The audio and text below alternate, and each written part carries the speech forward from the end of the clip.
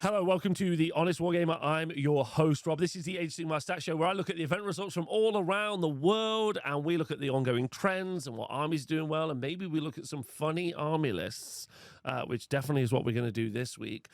So just a quick note, actually, because I think this is a thing I see online a lot, so I just kind of want to talk about the health of Age of Sigmar. Special shout out to Warhammer Rob for putting this information together for me. So since the last GHB last year, which is importantly had more people playing, so last year was the 4th edition GHB. Last edition had more people playing than were playing in 3rd edition. That is true also a year later compared to the year before. So compared to last year, we've had 641 more unique players playing Age of Sigmar than we did last year. And we've had 29 more events than last year as well. So this time last year. So this is across the GHB. And obviously we're really early into December. This -4 will obviously change as you get towards the end of December. June was kind of weird because GHB was in a weird time period as well. Normally GHB is in June and it came, or in July, whichever one around it is, or something. So it's kind of like a bit messy. Games Workshop should advertise when they're going to be putting events, changing GHB, sorry, so people got events on. But you can see it kind of moved around a little bit. October was a bit quieter. August was busy. October and November was much busier as well. And now some of this noise or some of this information could actually come from us collecting slightly more data. As an example, French events were always really difficult to get data on, but now with they've all moved over to using BCP as tournament software, so it's easy to get information about the French events. But either way, according to our data, more people playing, more events happening, which is great, good for the health of the game. Let me know if it's like that in your community. That would be cool to know. Apart from that, this week, we are going to be looking at 1, 2, 3, 4, 5 events with 166 players across 5 different countries. Included in this is a big Mexican event, which is great to see. We've also got the Pacific Northwest Masters, and also we have got a Ironman event in England, 5 games across 1 day, 2 hours per round. Absolutely crazy. But our first event is going to take us to the USA for the Everwinter Age of Sigmar Grand Tournament, and let's go look at one of my favorite events that happens every year. If we take a look at our first event, we know that we've got the Everwinter Age of Sigmar Grand Tournament. It is an incredible event. It's in the middle of Boston. Boston's a beautiful city around Christmas time, which is where Everwinter is always set. It's a great location and it's a great vibe. And if you get the chance to go to this wicked dicey event, please do in the future. Organized by Ryan Muskoff, but you've also got Evan, Corey, Miles, and Ryan as well. So shout out to all them 70 players, 60-ish players at this event, making it our biggest event of the week. Now, if we take a look at the 5-0s, we've got 2 5-0s in both Adam Weinstein and also Dylan Thoreau. Big fans of Dylan here on the Honest Wargamer channel. Both 5-0s. So we've got Slaves to Darkness and Cities of Sigmar, which is very fun. And then if we look at the 4-1s, we've got Iron Jaws, Sylvaneth, Skaven, Sylvaneth, Flesh Eater Courts, Iron Jaws, Lumineth Realm Lords, Slaves to Darkness, and Stormcast Eternals. So that is correct. Double Iron Jaws in here. Sylvaneth double again. You know, they've been that sleeper hit for the past few weeks, which we love talking about. But Slaves of Darkness in again, LRL in there, no surprise. Skaven in there, no surprise, but still lacking Cruel Boys. Where did they go? Still kind of lacking Daughters of Cain. We saw them a bit last week, but Cruel Boys have kind of vanished since the FAQ update. So let's jump in and let's look at the 5-0s and 4-1s. So first up, we've got Adam Weinstein, running a list called "I dedicate every victory I receive from this list to ex-Warhammer player and now Magic the Gathering addict, Basil. May his love for dinosaurs not be forgotten." Oh, that's where Basil in Ferrara is. Oh, I miss Basil. Great guy. No offense, Basil. You're beautiful. So his list is a Slaves of Darkness Champions of Chaos list with Restless Energy, Incept, and Recover. Yes, we have seen this a lot. Archeon, Chaos Knights, Be'lakor, and a Chaos Lord on Demonic Mount, a Centurion Marshal, and a Turnus. Ladies and gentlemen of the jury, and as well, this is now a meta list. This is the 3rd or 4th week in a row that we have been watching this perform. Before anyone says, yes, it was a Warhammer Championships. Yes, actually, it was played before the Warhammer Championships. God, you're annoying, you people. Yes, this is also at the TSN last week. So it's a great list, piloted by the fantastic Adam. Great results Very cool. Dylan Thoreau was running a list called Dawn Breaks on My Kingdom, All the Light Touches Belongs to Me, Prince and Emperor. Cities of Sigmar Dawnbringer Crusade list with Tune to Ground and Restless Energy, with Pontifex Sinestra, 3 Soggy Cavalier units, 2 of them reinforced and 1 of them not, and a Frigo Command Corps. Then a Frigo Cav Marshal, a Sorceress, a reinforced unit of Executioners, a Fusel Major on Ogre Warhawk, a Frigo Marshal, and Relic Envoy. So Dylan has obviously become like pretty much poster child Cities of Sigmar champion all across the globe, and has been doing so well with them. And you can see him really freestyling with his list now. So great work to Dylan. You got Justin Hagelin running Sausage Party, a Krazog's Grunter Stampede Army of Renown. This was running a Battle Tactics with drink calls like Master Pass and Raffle Cycles. So this is a Tusk Boss on More Grunter, Gore Grunters, not reinforced, a More Grunter Gouger, 2 More Grunter with Hacking Crew, then a Tusk Boss on More Grunter, Gore Grunters, then More Grunter Gouger, and a More Grunter with Hacking Crew.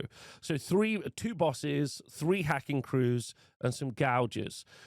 Just with how cheap this has eventually become, I think when I first ran the list, you could, how many can I have in here now? 1, 2, 3, 4, 5, 6, 7, and 2 of them can be champions, leaders, and then you can also have 2 Gore Grunter units as well. So it's become an incredibly cheap list from what it once was. But battle tactic changes have also really benefited this list as well.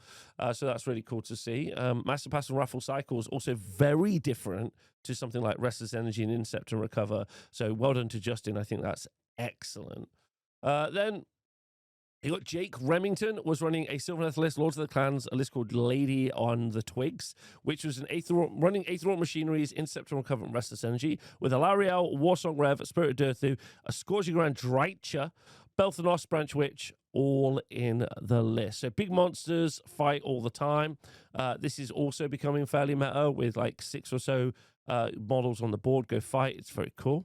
Zach Boyce Joy was running a list called We Hear the Government's Hiding £1 billion of Cheese in Missouri. Very fun.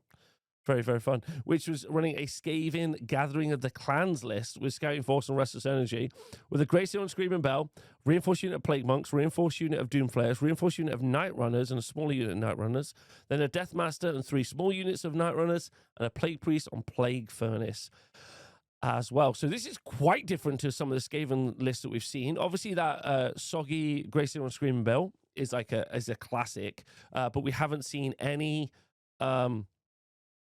I haven't seen any of the classic Rat Ogres that you normally see in here. This Night Runner spam is very different to what we've seen. Doom Flayers even, they're quite a fringe choice. That's a great result from Zach. Thomas Ling was running a list called Someone Has to Win the Wooden Spoon. Well, it's not going to be you, Tom. You're too good. Running a Sylvaneth Wargrove in the Everdust list with Restless Energy and Scouting Force. We got a Soggy Dreicher Hammerdreth, a unit of Spike Revs, another unit of Spike Revs, and then a reinforced unit of Spike Revs. Then Belthanos, a Soggy unit of Revenant Seekers, a Warsong Rev, some Tree Revs, a Spirit of Durthu, some Spike Revs, a Branch Witch. Okay, all right. So even more Sylvaneth popping out here. Definitely is a player's army at this point, and Tom is a great player. Oscar Savastio was running a list called 413 Sunkiller by Spirit Box. Oh boy, Flesh Eater Courts, the Royal Hunt list with Aetherort Machineries, Master Pass and Restless Energy, with Usharan, High Falcon of Felgrin, 3 units of Royal Beast Flayers, an Abhorrent Ghoul King or Royal Terrorgeist, 2 units of Crypt Guard, and a Royal Zombie Dragon as well. So this is quite different to what we've seen, although obviously that Abhorrent Ghoul King or Royal Terrorgeist is still doing incredible work. But big Ushran and then some Beast Flayers, pretty cool to see. A lot of board control here, a lot of board presence with 2 reinforced units of Crypt Guard. Very cool list, yeah, for sure. And then we've got Boris Polyatev running a list called Monsters and Screen, which is an Iron Jaws, Iron Fist list with Incept, Recover, and Restless Energy. With Kragnos, reinforced unit of Gore Grunters, more Grunter Gougers, Tusk Boss on more Grunter, and Weird Brute Wreckers. Then a Mega Boss on More Crusher and a Tusk Boss on More Grunter running around. Congratulations to Boris. Great result. 3d6 charge. Kragnos. Will Kragnos go away? Destruction players hate that idea. I love that idea. LRL. Run by Eddie Cornado. Corando. I'm sorry if I've said that wrong. With Scenari Council as a battle formation. Incept or Recover. Wrathful Cycles. With Severith. Eleanor and Elathor, and then some River Blades. Then an Enlightener, 2 reinforced units of Blade Lords, a Light of Altharian, and a Calathar in the list as well. So Blade Lords still putting in work, even with the points increases that they got. Severus still really good.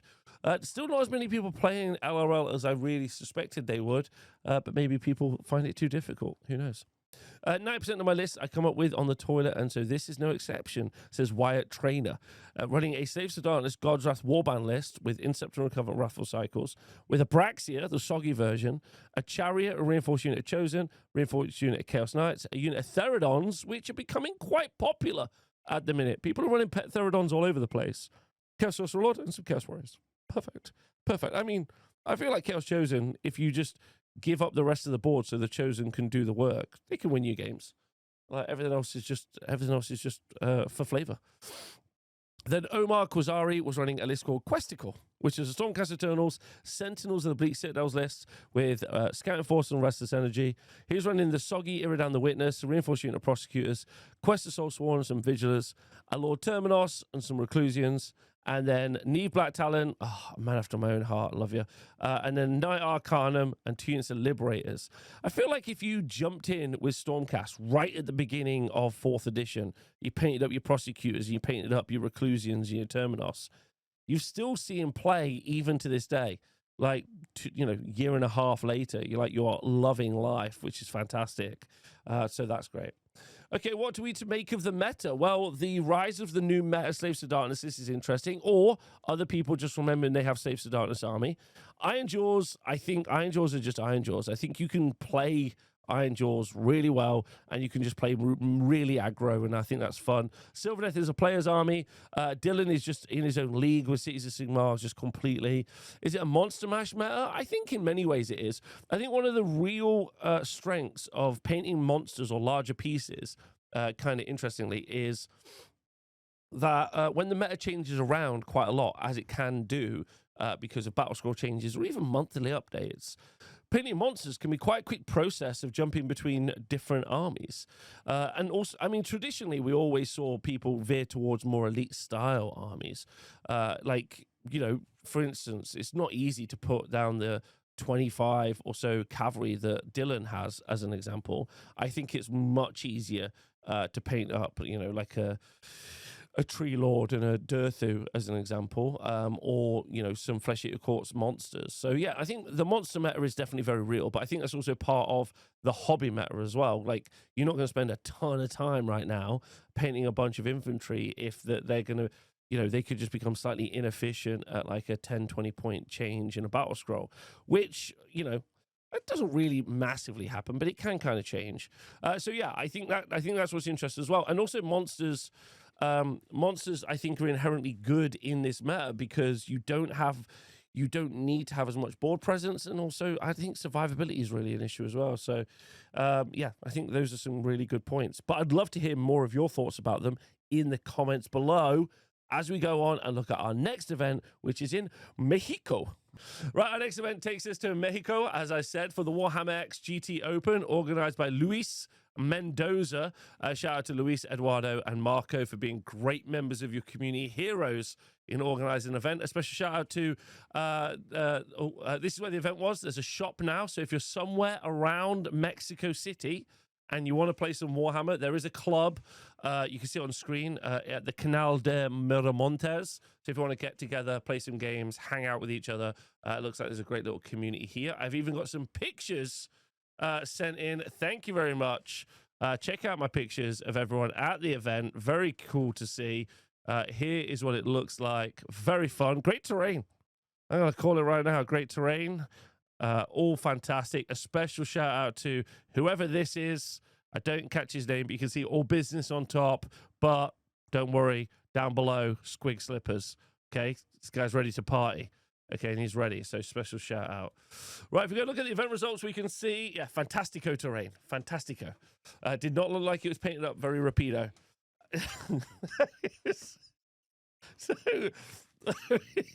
So we're going to look at the event results, so we can see that in our 5-0 section, we got Eduardo Rodriguez with Stormcast Eternals, Then in the 4-1 section, we've got Damien with Heat Knights of Slanesh, Daniel with Skaven, Jamie Cruz with Disciples of Zinch, Ivan with Gloomspite Gitz in the list. So Gitz back. Is it going to be trolls? Or are we going to see people moving much more into the Git mob, which has been very constant recently? Zinch, is it going to be Ozangor? Skaven is going to be our kind of like double Rat Ogres, Soggy Brood Terror build. Slanesh, are we going to see some Glutos and Stormcast Eternals? I don't know. So excited to have a look at it. So if we take a look at we can look at Eduardo's first place list. His list is called "I Don't Know How to Make Rob Laugh," but I know that making him read all these things in Spanish will make us laugh. Okay, all right. Well, then I feel like it's only just that if the winner wants me to do so, I should. So he's running the Stormcast Eternals list, which is Los Stocromantos Cuteran Reos. And he was running a Thunderhead host, battle formation with Restless Energy and Scouting Force. He has Tornus Redeemed, which in Spanish is El Tornado Redimido. Then a Quest of Soulsworn, which is Apatavan. Another Quest of Soulsworn unit, which is Semuvan en El Dodge. And then a reinforced unit of Vanguard Paladors with Star Strike Javelins, which is called Estos Gorditos Van Sobre Gohlotes. Sure. And then a reinforced unit of Vanguard Raptors with long strike crossbows, which is an Estos Gorritos Tranfusa, obviously. And then we've got Knight Relictor, Este Sempera, Elige, Tarde, a la Fiesta. A la Fiesta's got to be, that's fake. A unit of Liberators, Estos, Esteban Gorditos. A unit of Quest of Soulsworn, Otros de Estos, Ne Pepe, Eslo Cujala. Sure. And then Vigilers, Agua con Elma de Ojo. So we've got Vigilers, Quest of Soulsworn. 3 units of Quest of Soulsworn, I think, is quite interesting. They're great for holding objectives. And then we've got Stormreach Portal as well. And then there's also a little translation for Rob. Translation of Mexican slang for Rob. Los Stormcaster Cuteran Reos, the Stormcast that shoot lightning. Oh my God, El Tornado Redimo, the Redeemed Tornado. This is great.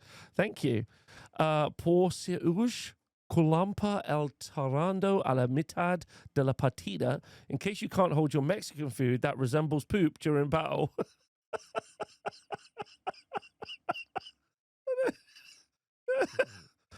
Okay, all right, great. Stormcast Eternals are doing really well. Thank you to Eduardo.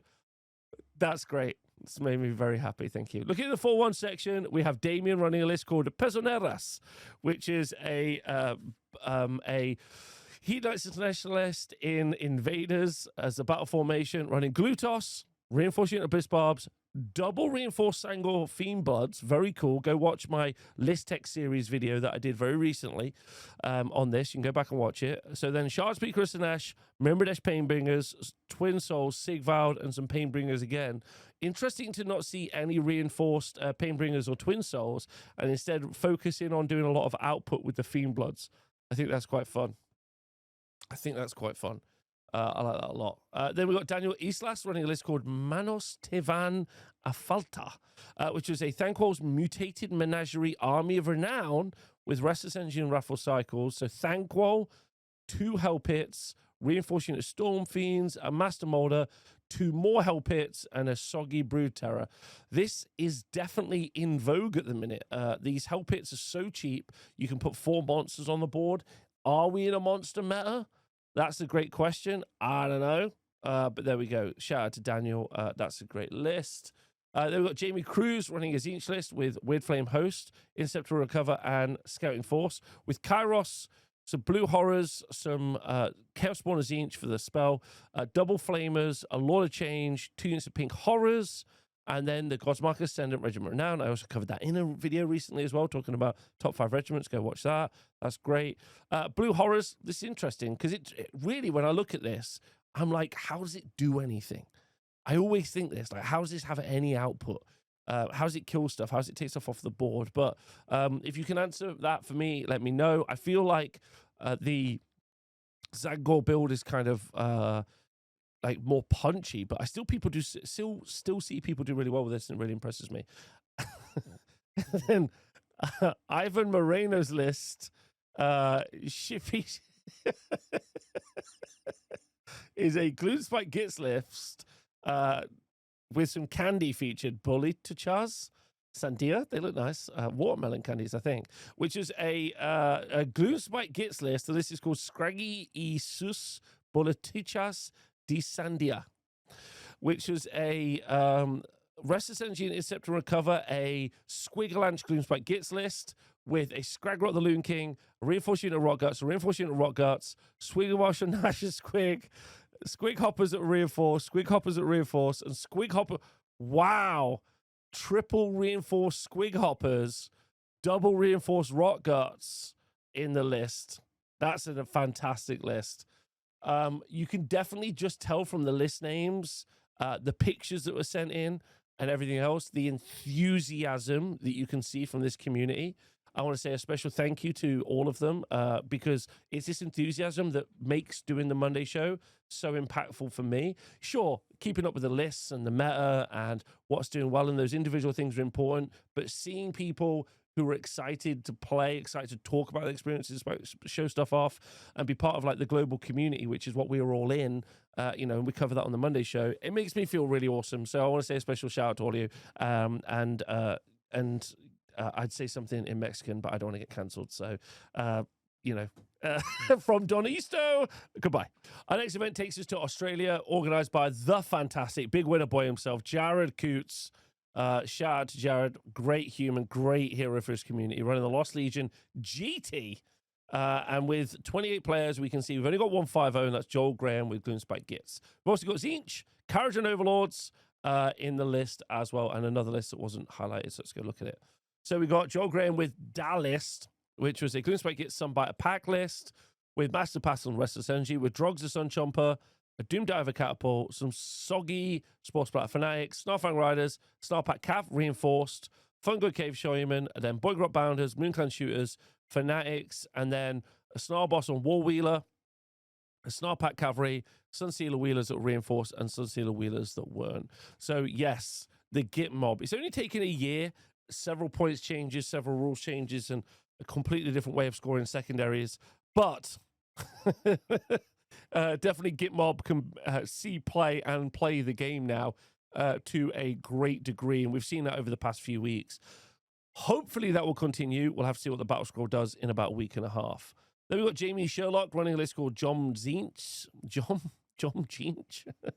which is double Zinch Masters of Fate list with Wrathful Cycles and Master of Paths, with Kairos, a Chaosborn Zinch, 3 units of Soggy Caracacolites, and then a Soggy Ogroid Thermitage, 3 Jade Obelisk units, a Magister on Disc of Zinch, a Scourgy Grand Caracacolites taking us up to 4 units, and then a reinforced unit of Zangor Enlightened on Disc of Zinch, and then a Fate Skimmer and a Change Caster.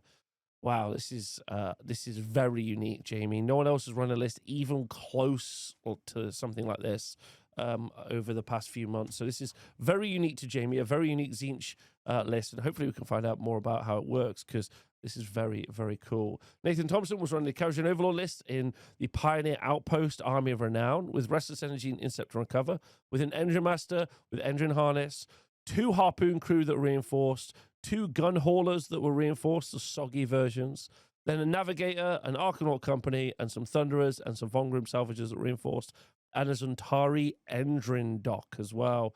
Fantastic. Shout out to Nathan and KO. KO still absolutely doing fine. Even after the battle scroll, they're fine.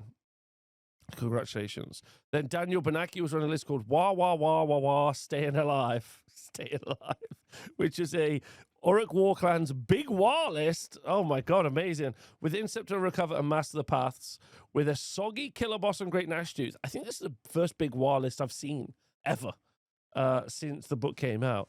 A Beast Skewer Killbow, a Reinforced Unit of Gut Rippers, Cruel Boys Monster Killers, Mega Boss on Maw Crusher, a Reinforced Unit of Ragers, a Reinforced Unit of Brutes, and a Reinforced Unit of Gore Grunters.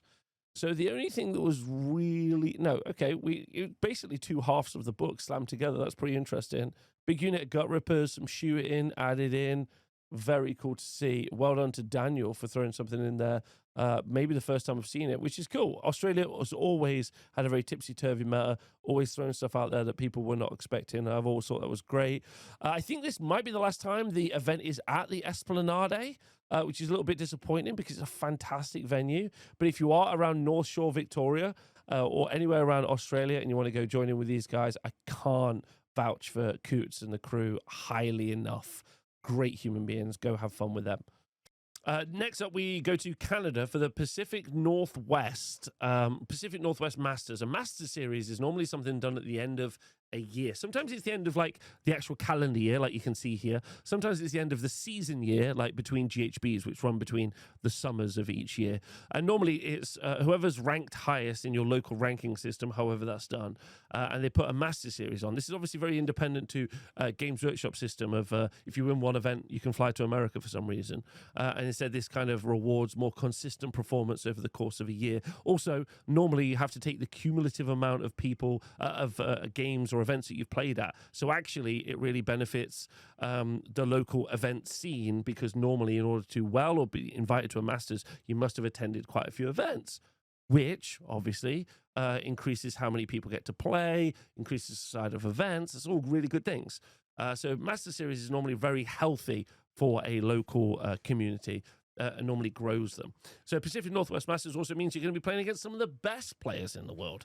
So shout out to Jeremy Cooper for organizing the event. And if we take a look, Carson Whitlock with Ogre More Tribes. The man has returned to the meat. He has been playing on hard mode, playing with random other armies. And now the man, the myth, the mustache, dare I say the legend, has returned with Ogre More Tribes. Let's take a look. Carson Whitlock's list it's one Noblar mat. How much could it cost? $10? An Ogre More Tribes, More Path Menaces list with Restless Energy and Master the Paths, with a Slaughter Master, Iron Guts that were reinforced, Ogre Gluttons that were reinforced, and then a Soggy Iron Blaster. Then a Butcher, 2 reinforced Noblars, and a Gorger More Pack.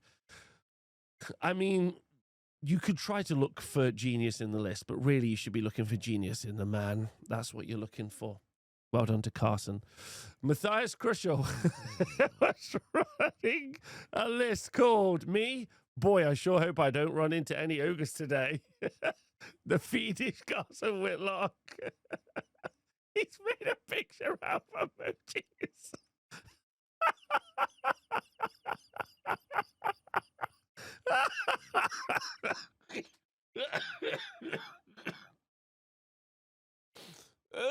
Sorry, I can't. Okay, that's good. That's very good. That's very good. Okay. He's running. Sorry for laughing so much. He's running the Hedonites of Slaanesh Invaders list with Master Path and Restless Energy, with Sigvald, reinforced unit of Blitzbarb Archers, reinforced unit of Hellstriders, a reinforced unit of Fiendbloods, a Lord of Pain, a reinforced unit of Twin Souls, 2 units of Twin Souls, Bladebringer. As I've said before, Slaanesh is an army you can win events with. You've just got to be as good as someone like Matthias, or you know, you might have to fight ogres. Those are your choices. Great job.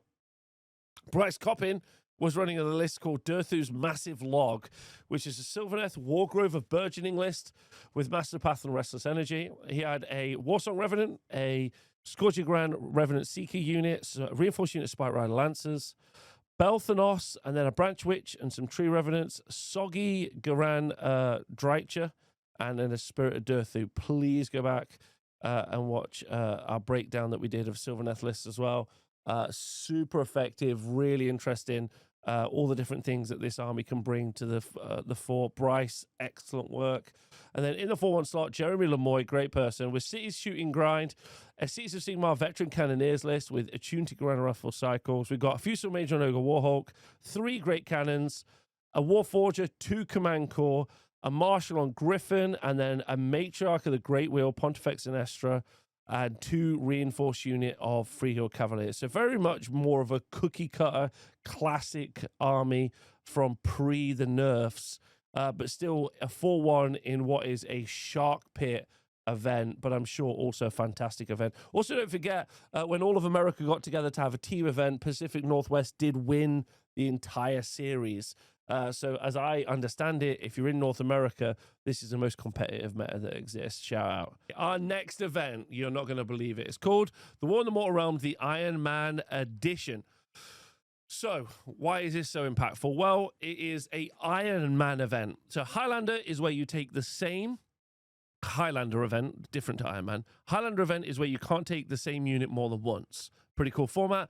Iron Man is where you play 5 games in 1 day.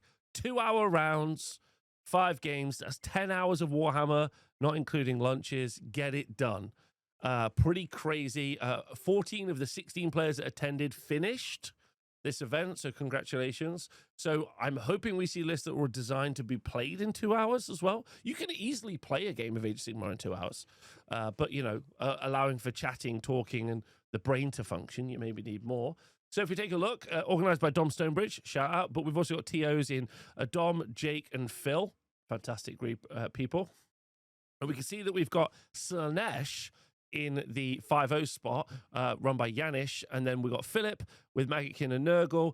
And then we've got Daniil with Skaven in this list. So pretty interesting to see. 2 guys collapse and have to be carried out. No, that's not true. That's not what happens. All right, so Yanish's list. Oh, wow. Yanish's list has got his list name. I don't know if I can read it in 2 hours. Is when dreaming, I'm guided to another world time and time again. Sunrise, I fight to stay asleep because I don't want to leave the comfort of this place because there's a hunger, a longing to escape from the life I live and I'm awake. So let's go there. Let's make our escape. Come on, let's go there. Let's ask, can we stay? Can you take me higher to a place where blind men see? Can you take me higher to a place with golden streets? Although I would like our world to change, it helps me to appreciate those nights and those dreams. But my friend, I'd sacrifice all those nights if I could make the earth and my dreams the same. The only difference is to let love replace all I hate. So let's go there. Let's make our escape. Oh, adorable. This is a Heat Knights of Slanesh Invaders list running Intercept and Recover and Master the Pass with Sigvald, Reinforced Unit of Blitzbarb Archers, a unit of Fiends, a Lord of Hubris, unit of Twin Souls, and Shalaxi Hellbane. A unit of reinforced Scorcher Garand Fiend Bloods and some Slick Blades Seekers. Fantastic. 2 hours to push this very combat. I mean, even rolling Blitzbarb Archers would not be a quick thing to do. This is an incredible result by Yanish.